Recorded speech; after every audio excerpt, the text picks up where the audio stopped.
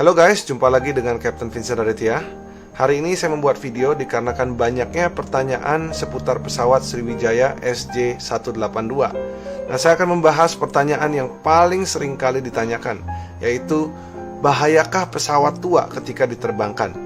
Seberapa panjang umur pesawat paling ideal untuk digunakan?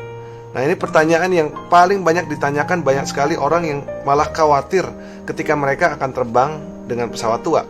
Saya di sini akan berikan pandangan saya sebagai seorang pilot mengenai pesawat tua yang diterbangkan. Nah, banyak sekali orang yang berpikir dan berkhawatir sekarang, wah, kalau pesawat tua saya nggak mau terbangkan. Ini yang harus diluruskan, karena namanya publik pasti mereka tetap harus bertransportasi. Nah, ketika mereka bertransportasi, tidak tertutup kemungkinan bahwa mereka akan menaiki pesawat tua. Maka dari itu, hari ini sifat dari video ini memberikan informasi edukasi buat kalian semua yang akan terbang di kemudian hari. Nah, pesawat dikatakan tua ketika mereka sudah memasuki 50.000 jam ke atas. Ini sudah dikatakan memasuki masa tuanya. Untuk limitasinya sendiri, apakah pesawat tua itu bisa diterbangkan? Jadi tidak ada limitasi di mana pesawat itu harus stop dioperasikan.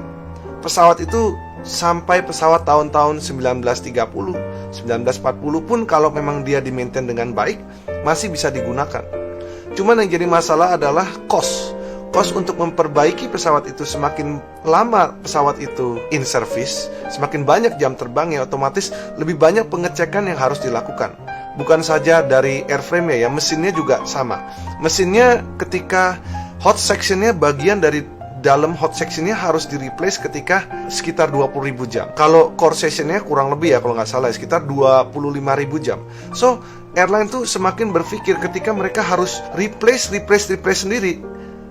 Tiba di satu titik di mana mereka harus keluarkan uang terlalu besar, jadi nggak worth it lagi untuk dipertahankan pesawat ini.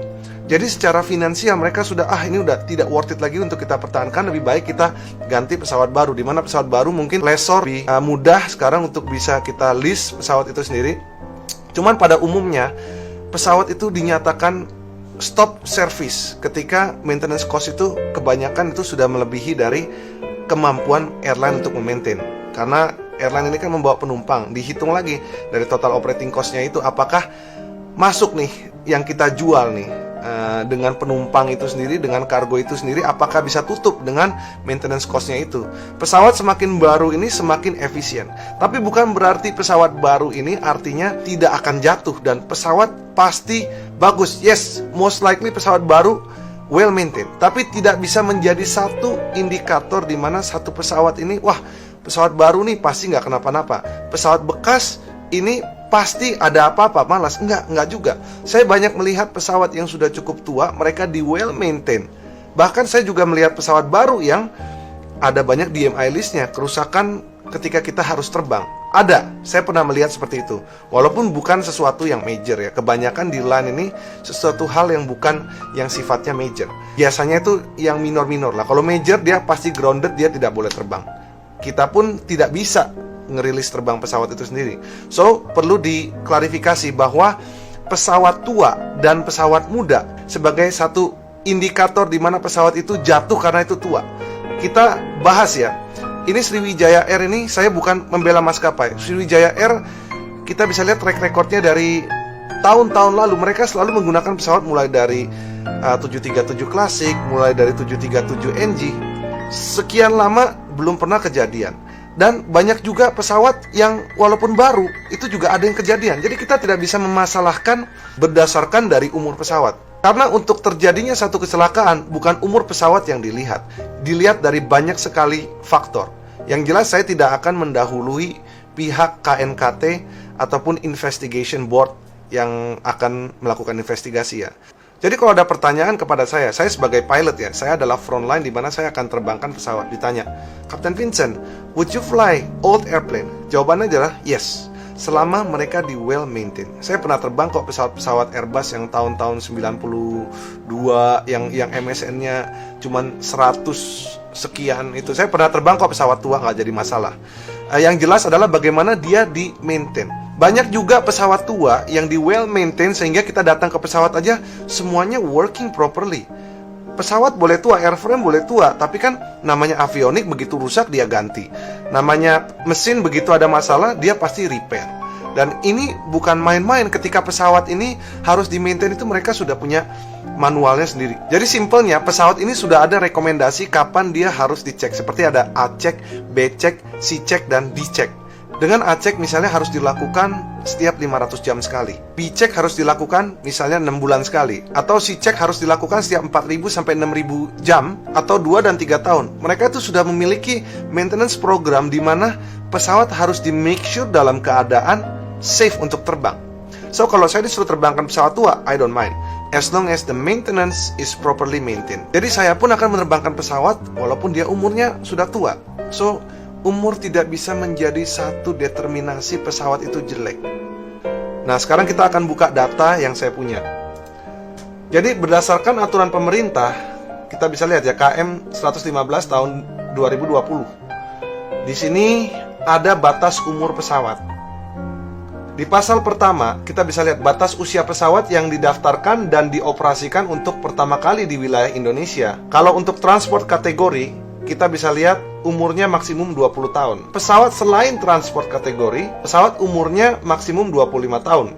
Lalu untuk pesawat kargo, nah ini berbeda sedikit karena ini tidak ada batas umur usia, tapi akan mengikuti limitasi dari manufaktur, dari flight hour atau flight cycle dari sesuai dengan manufaktur. Helikopter maksimum 25 tahun.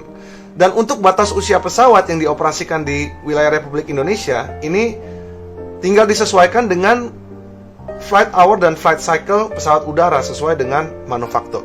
Jadi, seperti yang saya jelaskan di sini, bahwa untuk masuk ke Indonesia, pesawat itu batas umurnya maksimum untuk transport kategori adalah 20 tahun. Nah, pesawat ini bisa digunakan selama manufaktur masih mengizinkan pesawat itu untuk diterbangkan. Selama manufaktur masih bisa mengizinkan, maka airworthiness certificate masih bisa dikeluarkan. Tinggal bagaimana mengenai financial cost-nya itu sendiri. Karena kebanyakan maskapai ini, apalagi yang low cost ini, sangat sensitif. Seberapa besar revenue yang harus didapat untuk dapat menutup operating cost pesawat itu sendiri. Jadi gambarannya sudah cukup jelas ya, bahwa pesawat mau tua ataupun muda, selama dia di-maintain dengan baik, dia akan bisa terbang.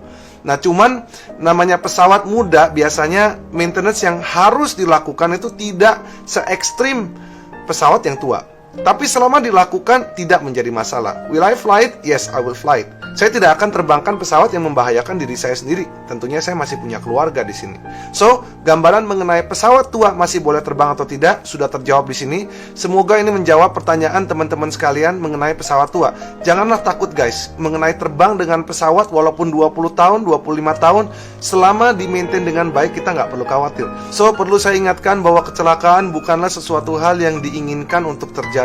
Tidak ada, baik itu dari pilotnya, baik itu dari airline-nya, baik dari siapapun, tidak ada yang ingin pesawatnya itu celaka, mencelakakan diri dia ataupun penumpang dia. Karena tanggung jawab sebagai seorang kapten bagaimana membawa penumpang itu selamat sampai tujuan. Tidak ada seorang pun yang akan mau kecelakaan itu untuk terjadi. Tapi namanya kerusakan itu bisa terjadi tanpa kita ketahui siap atau kita tidak siap. Karena pesawat itu akan fail, baik itu umurnya muda ataupun tua, baik itu kaptennya muda ataupun kaptennya tua.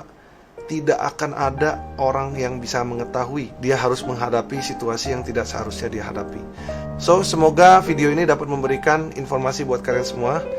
Tetaplah tabah. Saya, Kapten Vincent Raditya, mengucapkan turut belasungkawa dan turut berduka cita kepada pesawat SJ182.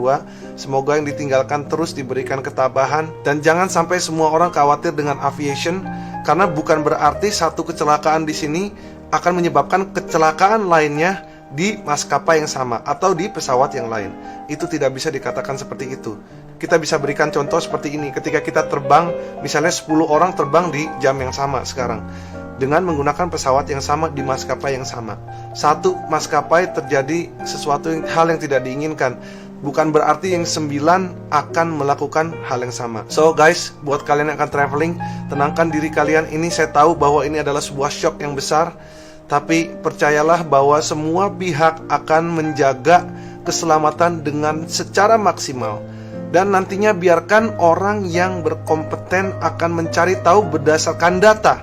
Ini akan saya bahas secara keras ya, karena saya lihat ada orang yang mencari panggung. Menurut saya ini belum fasenya, dan dia bukanlah orang pejabat yang berwenang. Semua yang dikatakan itu berdasarkan yang kita bisa cari dari Wikipedia. Dan menurut saya nggak etis untuk dikeluarkan sekarang. Himbauan saya, janganlah mudah percaya kepada fake guru yang mengaku dia adalah kapten yang terbang dengan 25 jenis pesawat di seluruh dunia. Jadi terima kasih buat kalian yang sudah nonton. Jumpa lagi di video Captain Vincent berikutnya.